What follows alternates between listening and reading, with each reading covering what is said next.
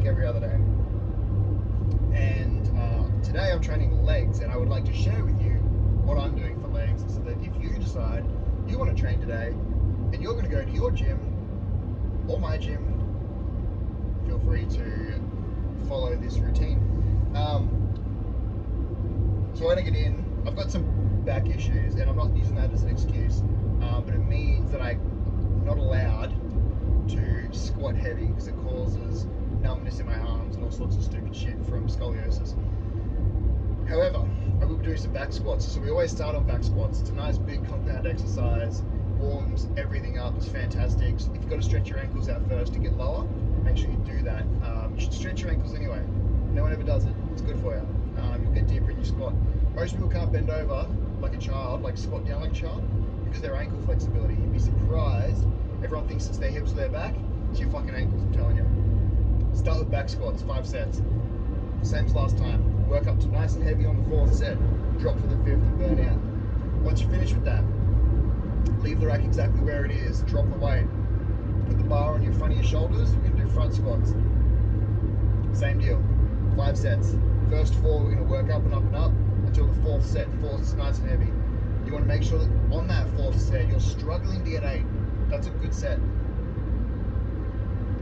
Once you finish that, obviously drop the weight again and burn out for the 5th set. Once we've finished that, you want to make sure you've got a nice clear area to lunge. And when I mean clear area, I mean a clear area where you can walk lunge, not step forward and step back lunge. You want to put the bar back on your shoulders, a nice light weight, because this can be quite difficult. You want to step forward, lunge down, your knee should touch the ground. If you're not touching the ground with your knee, then you're not lunging. It's not a rep. Do the full fucking motion, don't be lazy. Stand back up and walk that out. Match your legs too, make sure you get even. So if you do 8 steps on your left leg, you do 8 steps on your right leg, just walk it out. However many steps you can take away from the rack and then squat that many times back. Lunge that many times back. So now we've back squatted, front squatted, lunged. If you like, you can do a couple of sets of quad extensions and hamstring curls. If you're not sure what I'm talking about, Google them.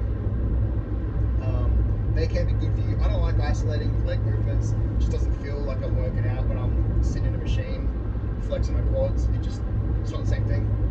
Once we've burnt the fuck out of our legs, all those squats and lunges, you need to train your calves. Doesn't look like I train them, but I fucking train them. There's 2 ways that a lot of people aren't aware of this, that your calves have 2 major components. When your knees are bent and when your knees are straight, when your legs are bent, like at 90 degrees, or your legs are straight, like you're standing up, it actually works 2 different parts of your calves. If you don't believe me, squat down as low as you can and then get up with your tippy toes.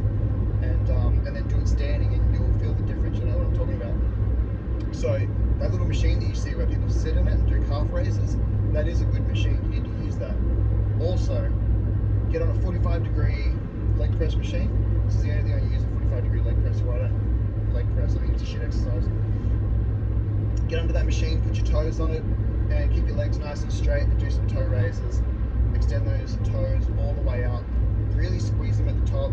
And then for this, burn them the fuck out. Don't stick to a rep range.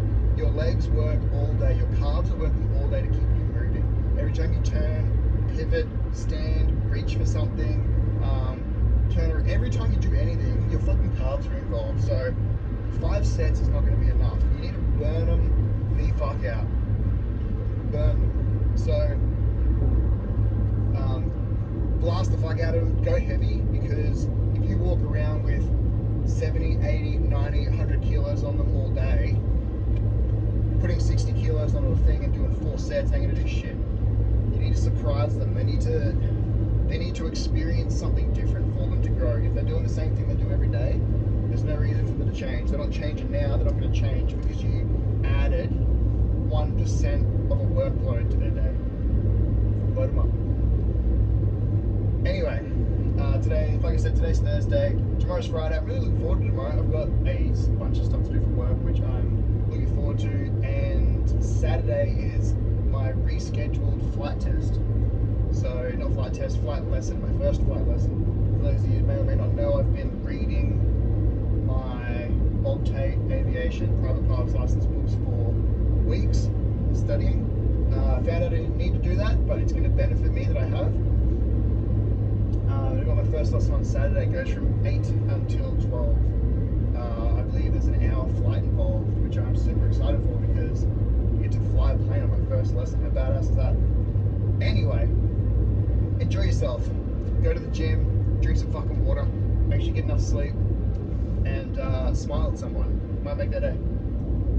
Catch you later.